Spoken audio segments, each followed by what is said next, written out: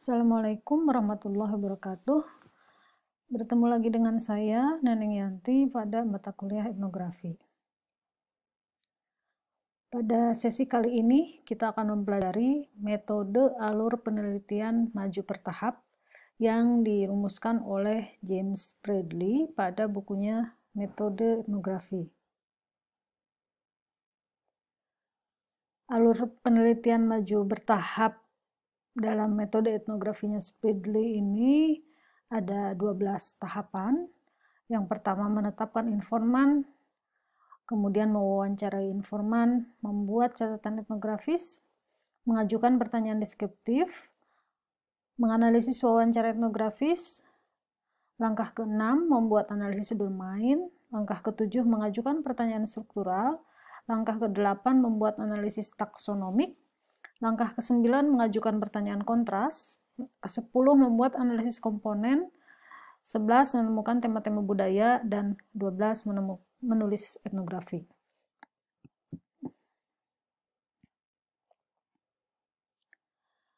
Kita mulai dengan langkah yang pertama, yaitu menetapkan informan. Dalam menetapkan informan ini, ada beberapa hal yang perlu kita perhatikan. Karena informan ini merupakan kunci dari keberhasilan kita dalam melakukan riset etnografi. Pertama, kita perlu mengidentifikasi karakteristik informan yang sesuai atau yang kita perlukan untuk penelitian kita. Apakah informan yang kita perlukan itu misalnya orang dewasa, remaja, anak-anak, perempuan, laki-laki, dan seterusnya? Apakah tokoh adat?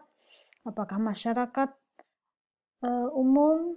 Apakah petani, apakah tokoh desa, dan lain sebagainya. Jadi ini adalah tahapan perencanaan yang sangat penting sebelum melakukan penelitian lapangan. Tahapan yang cermat dan teliti, perencanaan yang cermat dan teliti untuk tahapan penelitian di lapangan itu sangat penting dan menentukan keberhasilan kita di dalam melakukan penelitian etnografi. Setelah kita menentukan karakteristik informan yang ingin kita wawancara, selanjutnya adalah menemukan informan yang tepat. Jadi ini perlu dilakukan sebelum kita terjun langsung untuk melakukan riset etnografi, karena menemukan informan yang tepat ini bisa jadi juga memerlukan semacam riset atau semacam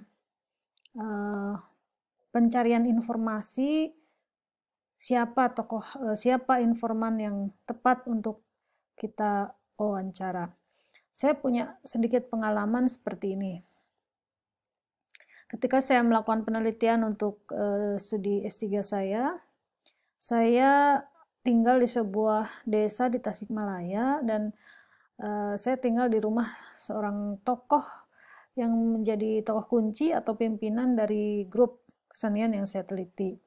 Nah, saya mendapatkan informasi mengenai sejumlah informan penting yang perlu saya wawancara dari beliau, dari tokoh ini. Jadi bisa juga kita misalnya menemukan informan kunci dulu, kemudian dari situ sang informan bisa memberikan informan lain yang penting untuk kita wawancara.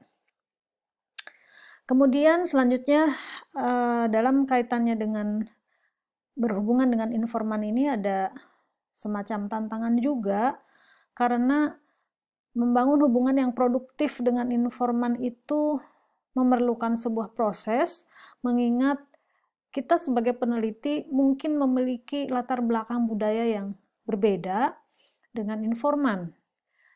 Bisa jadi nilai-nilai budaya yang dianut, kebiasaan, dan lain-lain berbeda karena informan sendiri memiliki latar budaya yang kompleks.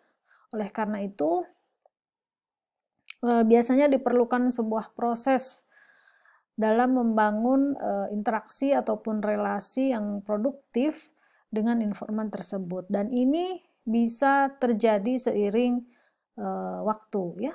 Makanya sebetulnya yang namanya riset etnografi itu tidak bisa dilakukan dalam waktu singkat, karena membangun hubungan dengan informan saja bisa jadi kita membutuhkan waktu yang cukup lama. Selanjutnya, dalam proses wawancara dengan informan diperlukan semacam keterampilan interpersonal. Jadi keterampilan interpersonal itu adalah kemampuan seseorang dalam membangun suasana keakraban. Biasanya ada orang-orang yang memang cukup berbakat, gampang membuat gampang sekali membangun keakraban, bisa ngajak ngobrol, ngalor ngidul dengan orang baru sekalipun. Tapi sebaliknya ada orang yang memang kesulitan, misalnya nggak pandai membangun komunikasi, apalagi dengan orang baru. Nah, bagaimana jika hal itu terjadi? Jika hal itu terjadi, maka kita sebetulnya bisa mencari bantuan, misalnya teman kita yang punya kemampuan lebih dalam hal komunikasi, atau bisa juga dari masyarakat setempat yang sudah lebih dulu dekat dengan kita, bisa membantu proses membangun suasana wawancara yang produktif tadi. Karena memang skill atau keterampilan interpersonal itu sangat membantu, tetapi tidak semua orang mungkin memilikinya.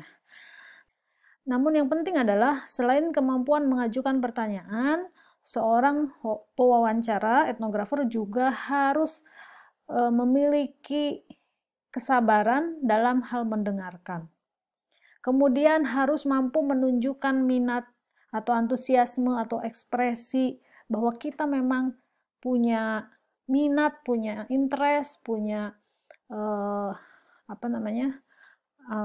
antusias dengan yang disampaikan oleh informan. Jadi jangan sampai kita mewawancara tapi ekspresi muka kita datar aja, tidak ada respon. Nah, kalau gitu kan jadinya yang diwawancara pun mungkin hanya menjawab sekedarnya saja. Jadi bangun itu rasa dialog yang kondusif, yang saling menunjukkan antusiasme, sehingga informan kita bisa menyampaikan informasi yang sebanyak mungkin, kita juga dapat menggali informasi sebanyak mungkin.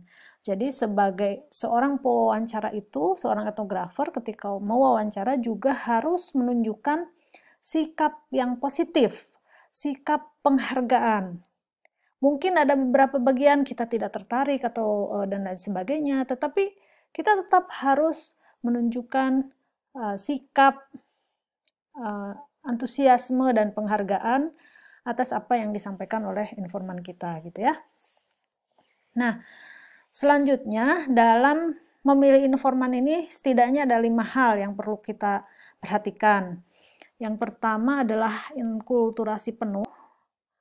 Enkulturasi itu artinya proses alami dalam mempelajari suatu kebudayaan. Jadi semakin informan kita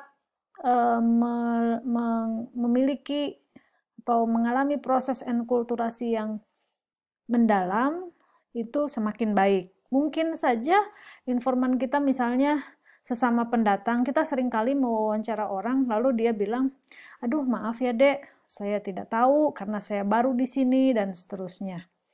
Nah, kalau sudah demikian berarti kita perlu mencari informan lain yang memang memahami betul kondisi budaya di masyarakat setempat, serta dia sendiri melalui proses pembelajaran penuh atas budaya yang dimilikinya atau yang kita sebut enkulturasi. Jadi dengan kata lain, informan yang baik itu memang punya pemahaman budaya yang baik atas budayanya sendiri.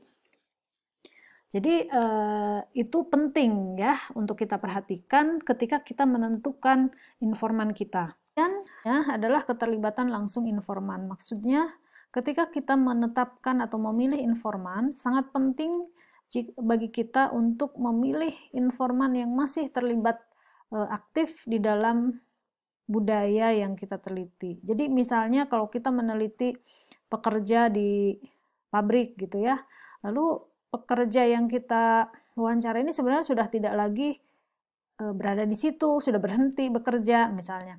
Meskipun dia sudah bekerja cukup lama, tetapi kalau tidak lagi menjadi bagian dari pekerja yang ada di pabrik itu, bisa jadi dia sudah tidak tahu lagi perubahan-perubahan yang terjadi. Berarti kita harus mencari informan lain yang memang terlibat aktif di sana, seperti itu. Suasana budaya yang tidak dikenal, jadi maksudnya adalah bahwa pada umumnya kebanyakan pengetahuan budaya kita itu tidak terlihat,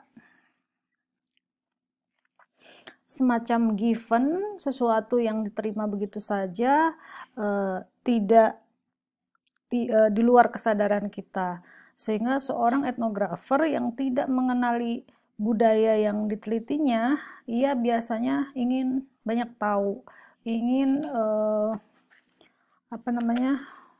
bertanya atau ingin mengetahui informasi itu secara detail. Sebaliknya, informan seringkali merasa itu sesuatu yang biasa saja, mungkin tidak perlu diceritakan secara detail. Nah, disinilah kepekaan seorang etnografer sangat penting dalam menggali informasi, karena dalam hal ini posisi etnografer itu seseorang yang tidak terenkulturasi penuh, artinya dia tidak memahami budaya tersebut sebagai bagian dari kehidupan sehari-harinya secara langsung, sementara informan itu adalah seseorang yang terenkulturasi secara penuh. Selanjutnya cukup waktu, jadi maksudnya ketika kita melakukan penelitian etnografi, seorang informan harus punya cukup waktu atau menyediakan waktunya untuk proses wawancara. Seringkali misalnya saja kita mau meneliti sebuah perusahaan, kita perlu mewawancarai direktur atau direktur eksekutif atau pimpinan dari perusahaan itu. Posisi dia sangat penting untuk penelitian kita, sementara seringkali setiap kali kita misalnya membuat janji atau mau wawancara, orang tersebut sangat sibuk, sehingga sangat sulit untuk diwawancara. Itu berarti informan sepenting apapun, kalau dia tidak punya cukup waktu, akan sulit bagi seorang etnografer untuk menggali informasi dari orang tersebut. Sebenarnya, jika informan tersebut punya ketertarikan yang tinggi terhadap apa yang diteliti, sesibuk apapun dia akan menyediakan waktunya. Misalnya saja kita bisa saja mewawancarai dia sambil dia bekerja, sambil dia di perjalanan, dan lain-lain. Jadi ketika kita menetapkan seorang informan, kita perlu memastikan bahwa informan tersebut memiliki waktu yang cukup untuk menyediakan dirinya menjadi sumber informasi. Langkah berikutnya adalah mewawancarai informan. Setelah kita menetapkan informan yang mau kita wawancara atau yang akan dijadikan sumber informasi, langkah selanjutnya itu adalah mewawancarai. Wawancara etnografis dengan wawancara pada umumnya itu sangat berbeda ya. Jadi tidak sama misalnya wawancara wartawan, wawancara orang kerja, wawancara tanya jawab yang lain dengan bahkan dengan jenis penelitian yang lain. Wawancara etnografis itu sangat berbeda karena dia jenis percakapan khusus yang memiliki unsur etnografis. Ketika melakukan wawancara, sangat penting bagi kita, bagi seorang etnografer, untuk pertama itu menyampaikan tujuan secara eksplisit. Misalnya, Bapak, Ibu, atau Saudara, saya wawancara dengan tujuan untuk keperluan menggali data mengenai A atau B atau C. Jadi tujuan itu harus disampaikan secara eksplisit kepada informan atau orang yang akan kita wawancara. Kemudian yang berikutnya, ada penjelasan etnografis. Jadi maksudnya ketika kita melakukan wawancara, kita perlu yang pertama itu menjelaskan tentang apa yang sedang kita lakukan, riset yang sedang kita kerjakan itu tentang apa, proyeknya tentang apa. Jadi tidak terus wawancara diam-diam lalu kita ambil itu sebagai data. Misalnya seperti itu tidak ya, tapi perlu kita jelaskan dulu proyek penelitian kita itu seperti apa. Lalu kita perlu jelaskan juga misalnya wawancara itu harus direkam dan sebagainya. Itu harus ada informasi, bahkan kalau di beberapa negara itu ada semacam seperti di Australia, kalau mau melakukan rekaman itu informannya harus menandatangani consent form. Consent form itu semacam surat kesediaan untuk diwawancara. Di beberapa negara ada aturan yang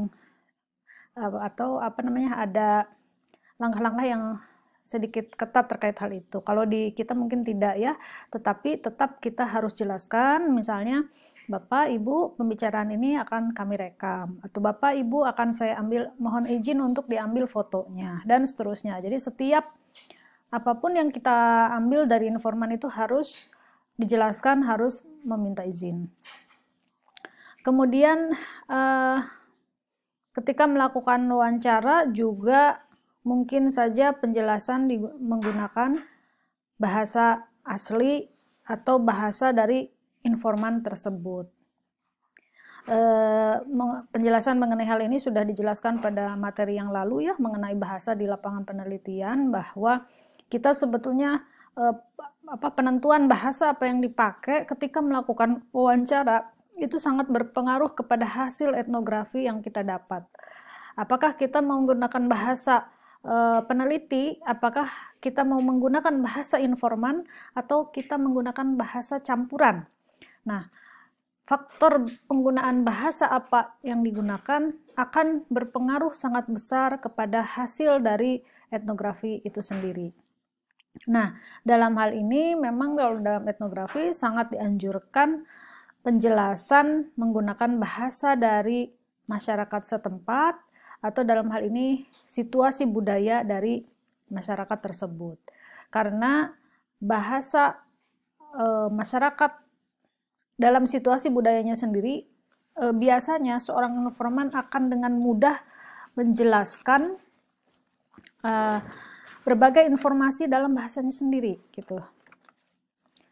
Bagaimana kalau kita tidak punya kemampuan yang cukup? Ya bisa dengan cara misalnya kita menggunakan asisten dari penduduk lokal ya. Ini juga sudah dijelaskan di perkuliahan yang lalu. Berikutnya adalah penjelasan mengenai wawancara. Jadi dalam proses wawancara etnografis kita perlu menjelaskan bagaimana wawancara akan dilakukan, hasil wawancara itu akan digunakan untuk keperluan apa, dan seterusnya. Termasuk penjelasan tentang pertanyaan. Jadi pertanyaan yang kita sampaikan itu dijelaskan dulu bahwa ini adalah pertanyaan-pertanyaan yang akan disampaikan untuk menggali informasi mengenai budaya dan yang diteliti dan seterusnya. Itu yang disebut dengan penjelasan etnografis. Jadi wawancara etnografis itu berarti mengandung makna wawancara dengan menggunakan penjelasan etnografis.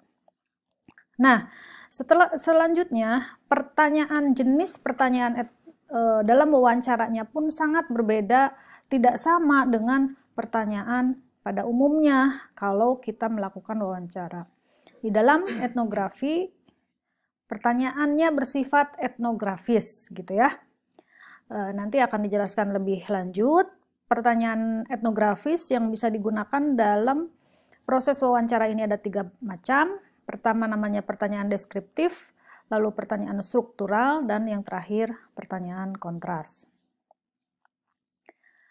Langkah berikutnya adalah membuat catatan etnografis. Catatan etnografi ini meliputi banyak ya bentuknya, ada catatan lapangan, ada alat perekam, gambar, artefak, benda-benda, apa saja yang ada di lapangan yang mendokumentasikan suasana budaya yang dipelajari. Jadi catatan etnografis itu cukup luas, mencakup catatan etnografer sendiri, alat-alat yang digunakan, gambar, foto, video, dan lain-lain. Yang intinya adalah benda-benda yang mendokumentasikan suasana budaya yang dipelajari. Nah, dalam kaitannya dalam membuat catatan etnografis ini, peran bahasa sangat penting dalam penemuan etnografis dan deskripsi etnografis.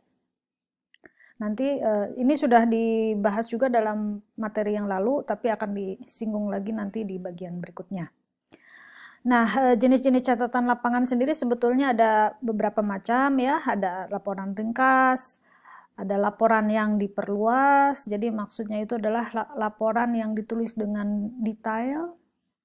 Ada jurnal penelitian lapangan, nah yang saya tugaskan waktu UTS itu namanya jurnal penelitian lapangan ya, yang ditulis seperti menulis diary, ada tanggal sekian, lokasi, siapa yang diwawancara, dan seterusnya. Seperti halnya kita membuat jurnal atau diary ditulis dengan detail. Kemudian ada analisis interpretasi.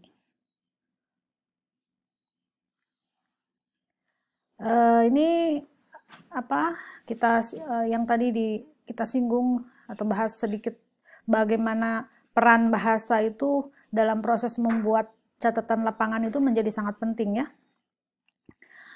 Sudah dijelaskan di perkuliahan yang lalu bahwa pemilihan bahasa akan sangat berpengaruh pada hasil dari etnografi sendiri. Nah, jadi bahasa apa yang kita pakai dalam membuat catatan lapangan itu akan berpengaruh pada namanya penemuan etnografis. Hal-hal apa yang kita temukan di dalam proses wawancara atau data di lapangan itu berpengaruh pada bagaimana proses membuat catatan etnografis, dan nanti pada akhirnya akan berpengaruh pada deskripsi etnografis yang dihasilkan. Jadi ini saling mempengaruhi. Penggunaan bahasa apa yang dipilih itu saling mempengaruhi, baik itu dalam penemuan etnografis, membuat catatan etnografis, hingga penulisan deskripsi etnografis. Langkah yang keempat dalam metode alur penelitian maju bertahap adalah mengajukan pertanyaan deskriptif. Jadi tadi ya menentukan informan sudah, langkah-langkah bagaimana mewawancarai informan sudah, membuat catatan etnografi sudah. Yang berikutnya bagaimana cara mengajukan pertanyaan deskriptif ya. Tadi kan pertanyaan ada 3 jenis, ada pertanyaan deskriptif, pertanyaan struktur, pertanyaan kontras. Kita dapat memulai penelitian kita itu dengan mengajukan pertanyaan yang bersifat deskriptif. Apa maksudnya pertanyaan deskriptif itu? Jadi pertanyaan deskriptif itu adalah digunakan untuk mendapatkan gambaran secara umum tentang suatu lingkup atau setting suatu budaya atau suatu situasi budaya yang diteliti melalui cerita informan. Jadi kita harus bisa mengajukan pertanyaan yang jawabannya itu nanti berupa gambaran sebuah situasi budaya yang diteliti gitu ya. Nah, jadi hal penting yang harus kita ingat dalam proses wawancara itu adalah yang pertama ada yang disebut tahapan membangun relasi dalam wawancara. Seringkali kalau kita melakukan wawancara, kita tidak melakukan kontak secara baik gitu ya. Jadi maksudnya karena sekali lagi wawancara etnografis itu sangat berbeda dengan wawancara seperti orang wartawan mewawancarai narasumber, seperti misalnya kalau penelitian ilmu sosial yang lain yang tidak menggunakan etnografi. Dengan etnografi bentuk wawancaranya itu sangat berbeda.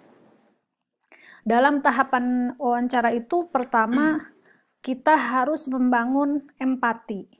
Jadi kita itu harus menunjukkan satu sikap yang bahwa kita itu bisa merasakan, bisa menjadi bisa ikut menjadi bagian dari masyarakat yang kita teliti atau informan yang kita wawancara, kita bisa merasakan situasi yang dihadapinya, misalnya gitu. Kita bisa merasakan apa saja yang sedang dialaminya. Jadi intinya kita harus menunjukkan sikap empati.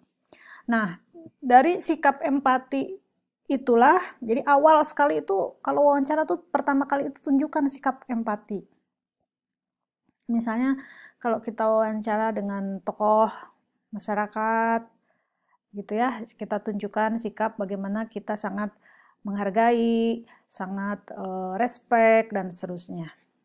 Nah, kalau sudah menunjukkan sikap empati, biasanya ada proses yang disebut penjajakan. Itu bagaimana nih responnya? Kalau saya bertanya A, bagaimana kira-kira respon yang diberikan gitu ya.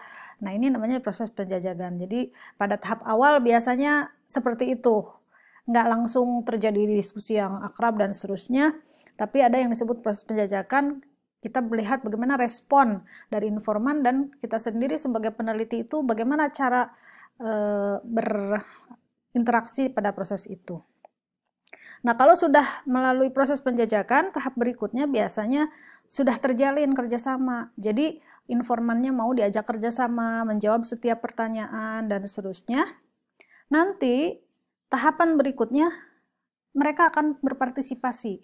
Jadi, istilahnya, meskipun misalnya kita hanya bertanya itu sedikit, tapi dia akan menjelaskan banyak hal. Karena merasa sudah nyaman, sudah cukup merasa punya relasi yang baik, yang terbangun selama proses wawancara, sehingga informan akan berpartisipasi secara langsung gitu ya, dengan memberikan informasi atau apa saja yang dibutuhkan oleh peneliti, meskipun misalnya kita tidak secara detail menanyakannya, tapi informan akan memberikan segala informasi yang kita butuhkan. Ini berarti tahapan ini berarti sudah tahap partisipasi, dan inilah yang kita perlukan ketika kita melakukan wawancara etnografis.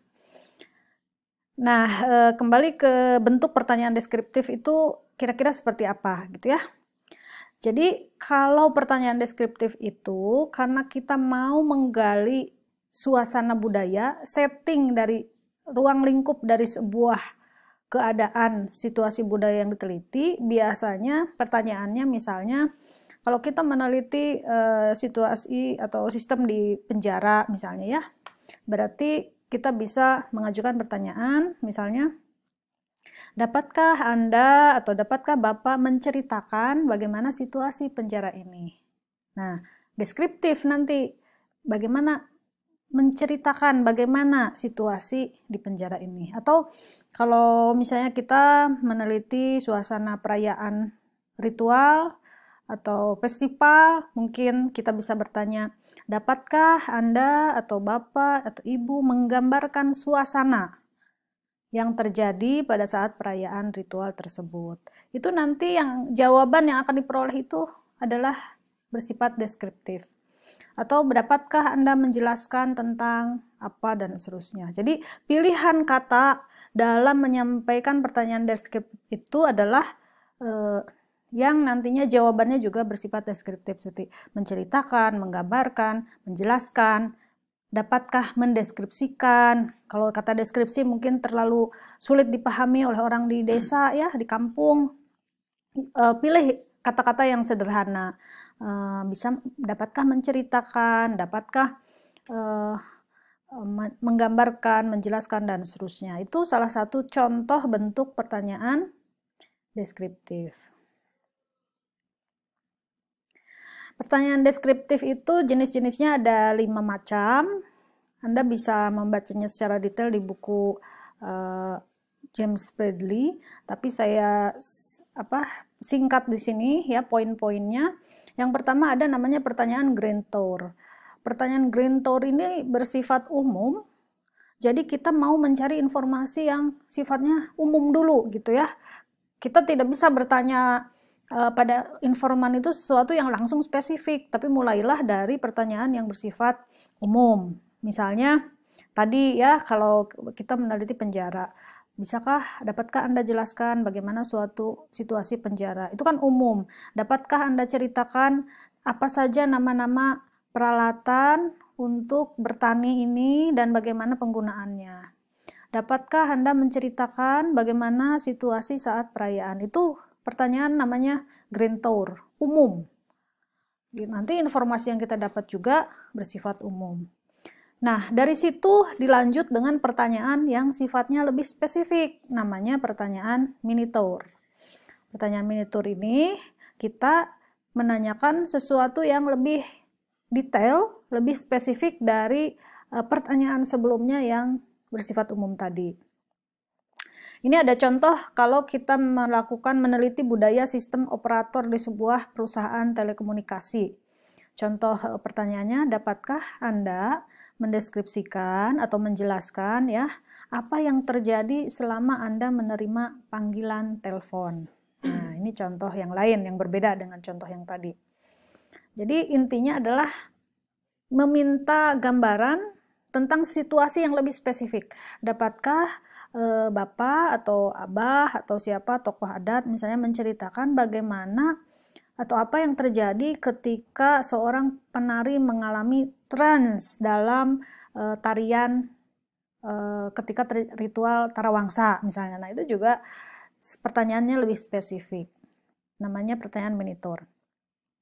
Yang selanjutnya namanya pertanyaan contoh. Jadi bisa juga kita bertanya yang bersifat deskriptif melalui contoh. Dapatkah Anda memberi contoh bagaimana seseorang menggunakan peralatan ini, misalnya, atau dapatkah Ibu memberikan contoh bagaimana proses penanaman padi secara tradisional dilakukan? Itu namanya pertanyaan contoh.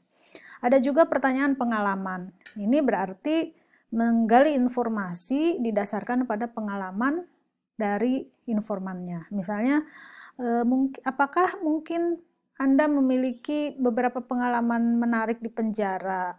Dapatkah Anda mengingat kembali beberapa pengalaman itu? Ini tadi kalau cerita tentang penelitian di penjara.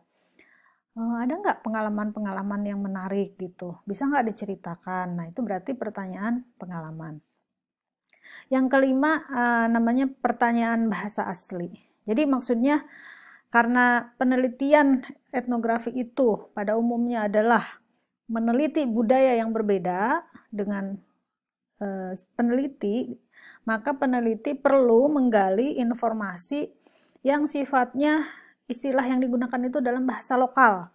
Jadi misalnya kalau ada proses penanaman padi secara tradisional ya, dapatkah Bapak, kalau ini pertanyaannya kan formal sekali, kalau di lapangan kita bisa modifikasinya lebih cair, lebih santai gitu ya, misalnya bisa enggak Ibu ceritakan atau bisa enggak dijelaskan bagaimana istilah yang digunakan dalam proses menanam padi itu?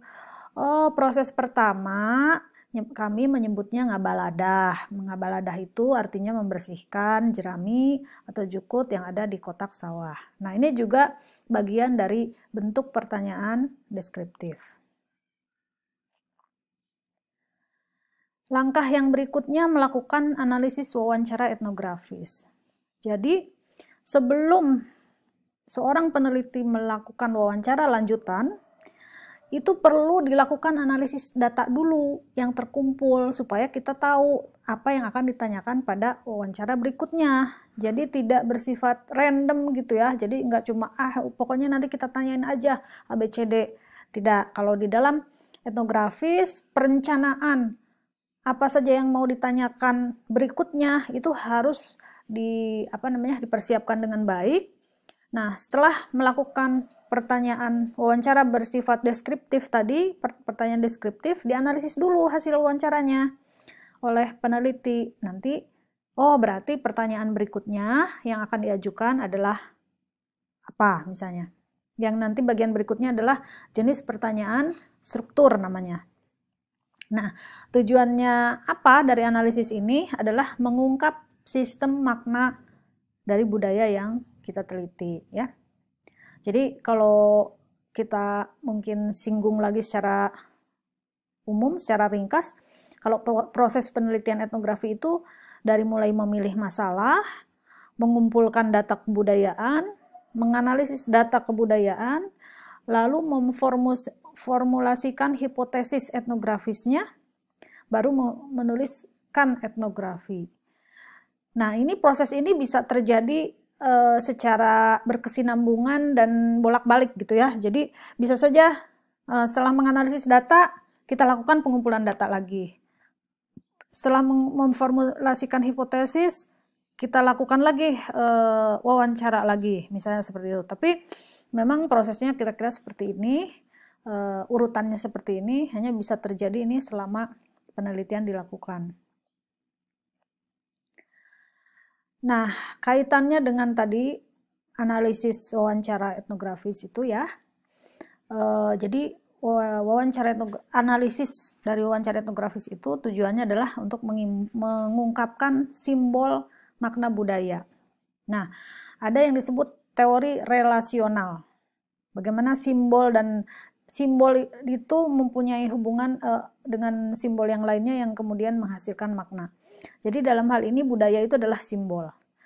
Tindakan orang, ekspresi ketika orang berbicara, suara, tone, nada ya, tinggi, rendah ketika berbicara, ekspresi wajah, apakah dia tersenyum, apakah dia tegang, apakah matanya terbelalak, apakah matanya tertutup. Itu semua kalau dalam etnografi itu adalah simbol. Kalau ketika seseorang menjelaskan budayanya dengan wajah yang misalnya tegang, berarti dia sedang berpikir dengan sangat serius dan sedang menggambarkan situasi budaya itu dalam suasana tertentu. Kemudian juga aktivitas. Jadi simbol itu, yang disebut simbol dalam budaya itu nggak cuma misalnya merah adalah simbol berani, putih bukan seperti itu, tapi semua. Termasuk aktivitas itu adalah juga simbol, situasi sosial, dan lain-lain. Semua adalah simbol. Nah, bagaimana hubungan simbol dengan simbol yang lainnya ini kemudian yang melahirkan makna ya. Jadi dalam kaitan dengan hal itu, bahasa menjadi sistem simbol yang utama. Nah, tugas etnografi itu adalah memberikan sandi atau kode dari simbol-simbol budaya itu serta mengidentifikasi aturan-aturan penyandiannya atau pengkodeannya. Sehingga di sini tujuannya adalah sebenarnya menemukan hubungan antara berbagai simbol budaya tersebut. Nah, itu tadi analisis etnografis ya. Jadi analisis etnografis seperti itu mengkaji simbol-simbol budaya yang ada di dalam hasil wawancara yang sudah dilakukan. Selanjutnya, langkah berikutnya adalah membuat analisis domain. Maksudnya apa? Analisis domain itu adalah kategori simbolik. Nah, yang mencakup kategori-kategori yang lain. Itu namanya domain. Jadi misalnya gini, pohon itu domain. Nah, pohon itu memiliki atau terdiri dari kategori-kategori lain yang lebih kecil. Ada pohon apel, ada pohon kelapa, ada pohon mangga, dan pohon-pohon yang lain. Itu kategori-kategori yang lebih kecil. Nah, pohon itu adalah domain. Nah, dalam budaya itu juga seperti itu. Ini ada contoh dari buku Domain dalam Budaya Tausug di Filipina ya. Ada istilah teman. Itu domain. Teman itu domain. Dalam bahasa lokal setempat namanya kabagayan. Teman di dalam budaya Filipina, budaya suku Tausug itu mempunyai 8 kategori yang lebih kecil, ya, 8 kategori jenis teman yang berbeda. Ada teman ritual, teman dekat, teman biasa, lawan, musuh pribadi, sekutu, dan netral. Kalau dalam budaya kita mungkin lawan dan musuh itu tidak masuk di teman, tapi dalam budaya Tausug ini lawan, musuh masuk di kategori teman.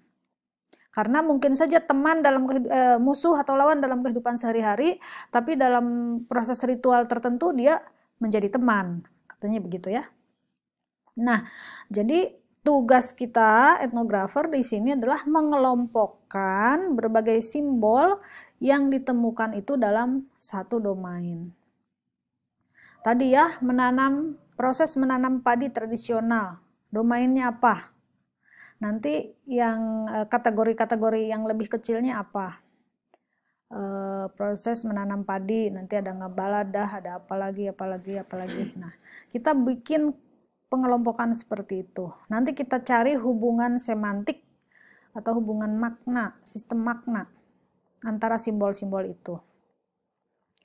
Nah, ini contoh dari, bukan contoh, langkah-langkah dari analisis domain. Yang pertama itu memilih satu hubungan semantik tunggal, kemudian menyiapkan kertas kerja analisis, nanti ada contohnya di belakang. Memilih satu sampel dari beberapa statement informan, jadi diambil ya, apa pernyataan dari informan itu kita pilih, mana yang menjadi domain, mana yang menjadi kategori-kategori lainnya. Kemudian menemukan istilah-istilah pencakup dan istilah-istilah yang tercakup sesuai dengan hubungan semantik. Istilah pencakup itu tadi, pohon, itu istilah pencakup ya. Kemudian ada pohon kelapa, ada pohon-pohon yang lain, itu istilah yang tercakup. Nanti hubungan semantiknya apa? Nanti dilihat di contoh di belakang. Nah, kemudian dari setelah melakukan itu semua, kita bisa memformulasikan pertanyaan struktural ya untuk setiap domainnya. Setelah itu membuat semua daftar domain yang telah dihipotesiskan. Nah, ini contohnya. Jadi unsur-unsur domain dalam satu domain, unsur-unsur dasar dalam satu domain. Tadi domain ya, kelompok kategori domain itu, kelompok kategori. Nah, itu ada unsur-unsur di dalamnya. Ini contohnya, misalnya contoh dari buku ini tentang penjara ya. Istilah yang digunakan the bucket. Nah, itu domainnya the bucket. Cover term atau istilah pencakupnya the bucket atau penjara. Hubungan relationship atau semantiknya, hubungan semantiknya apa? Nah, cara yang membuat. Nah, bagian dari the bucket ini, domain ini, unsur-unsur yang lebih kecilnya ada trust kiteng atau ruang yang sangat sempit di penjara itu, ada sel terkunci, ada pengadilan, ada tempat-tempat yang dianggap mungkin kotor, berkutu. Nah, ini bagian dari unsur-unsur domain. Kemudian, jadi yang bawah ini, ya, yang 4 contoh ini namanya istilah tercakup atau included terms. Yang atas ini namanya cover terms, yang kategori yang besarnya, ini kategori-kategori kecilnya. Nah, misalnya menyusahkan pelayan. Ini kan ceritanya penelitian tentang penjara ya. Mungkin kalau kita nggak terlalu paham dengan situasi penjara, tidak terlalu memahami maksudnya apa. Tapi sebenarnya ini tuh jadi bagaimana pengaruh atau adanya ruang-ruang yang ini berpengaruh kepada bagaimana situasi yang terjadi di penjara tersebut. Jadi ada hubungan semantiknya, ada istilah pencakup, ada istilah tercakup, kemudian ada boundariesnya. Inilah unsur-unsur yang penting yang harus ada dalam domain.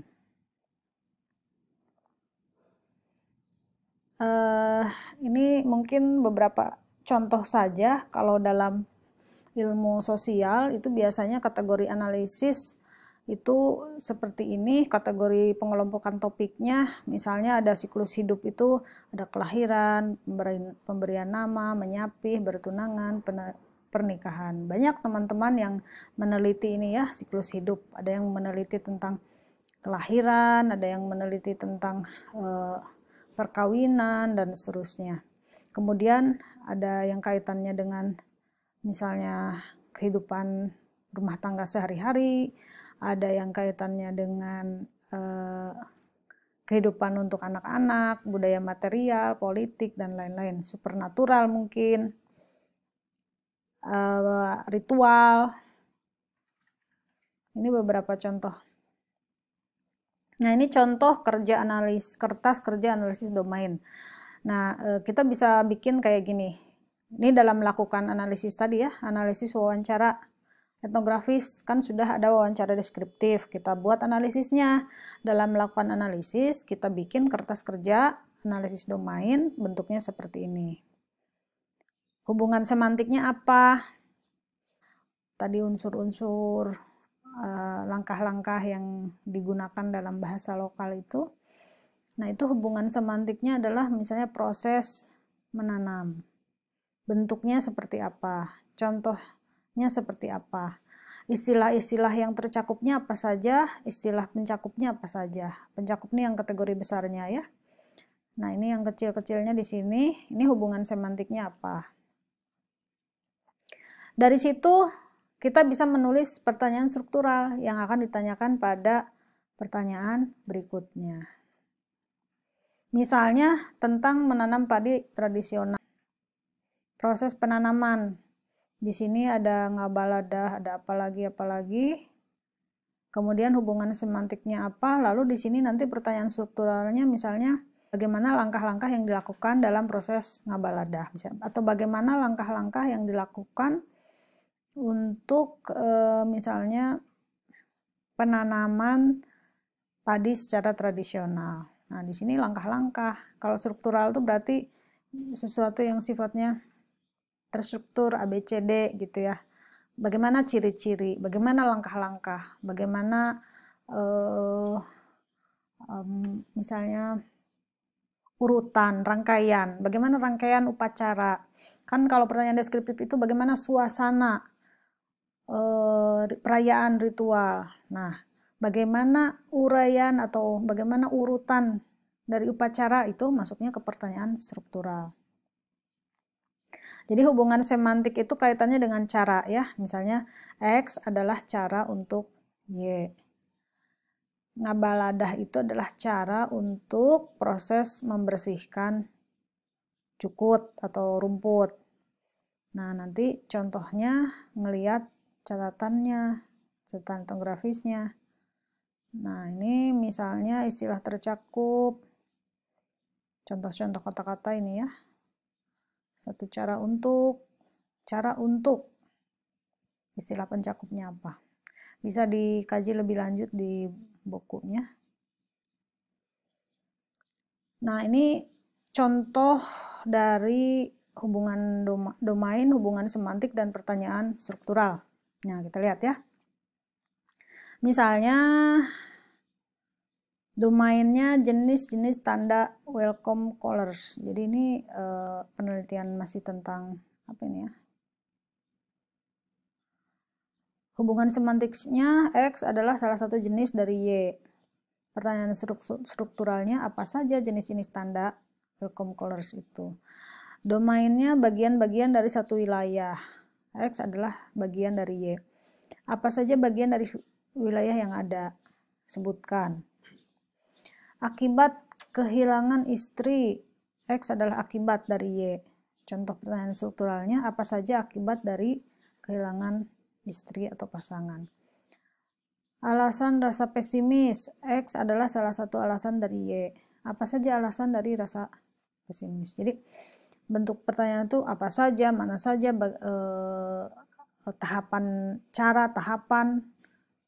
alasan, dan seterusnya ya. Cara-cara untuk melakukan suatu pendekatan. X adalah salah satu cara untuk Y. Apa saja cara untuk melakukan suatu pendekatan. Tahap-tahap dalam penjualan. X adalah salah satu tahap dalam Y. Apa saja tahap dalam penjualan. Jadi kalau di sininya tahap, hubungan semantiknya juga pasti tahap. Pertanyaan strukturalnya nantinya adalah juga terkait tahap. Kalau domainnya adalah cara, maka hubungan semantiknya juga berkait dengan cara. Nanti pertanyaan strukturalnya juga bagaimana cara atau apa saja cara. Kalau domainnya itu alasan, maka hubungan semantiknya juga adalah terkait alasan. Nanti pertanyaan strukturalnya juga apa alasan dan seterusnya. Akibat, di sini juga akibat, di sini juga akibat. Bagian, di sini bagian, di sini bagian. Di sini jenis, jenis, jenis. Seperti itu. Demikian untuk